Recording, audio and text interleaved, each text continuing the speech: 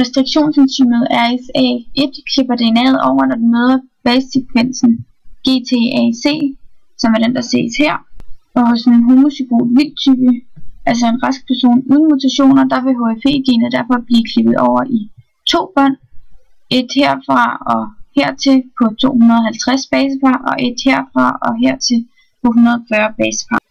Og eftersom at gen i gelelektroforesen fungerer som et slags net, der er meget finmasket, så vil de mindste stykker komme længst, fordi de har nemmere ved at komme igennem, og de længste stykker vil så komme knap så langt, fordi de har sværere ved at komme igennem det her net.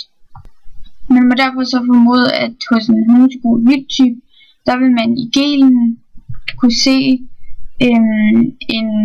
nogle streger, som ikke er kommet så langt på de 250 basepar, mens at de bånd på 140 basepar er kommet noget længere.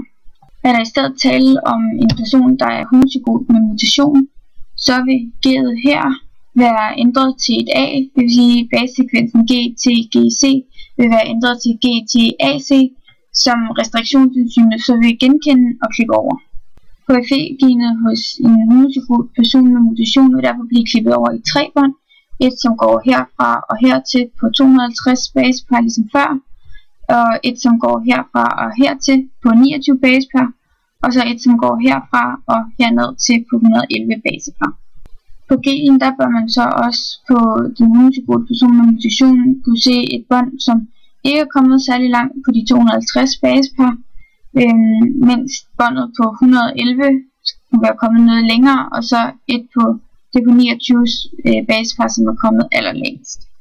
Er der tale om en heterozygot person med mutation, så vil det raske allel, ligesom vildtypen, blive klippet over i 2 bånd, som går ligesom herfra og her ned til på henholdsvis 250 og 140 bånd.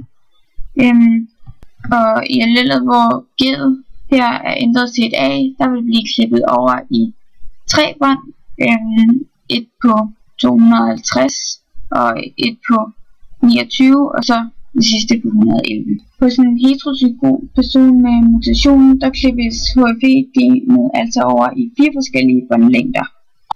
Det kan man så også se på gelen, hvor de 4 båndlængder er repræsenteret, hvor at det på 250 basepar ligesom tidligere ikke er kommet særlig langt, mens det på 140 er kommet lidt længere, og det på 111 er kommet lidt længere igen, og så det på 29 basepar er kommet allerlængst.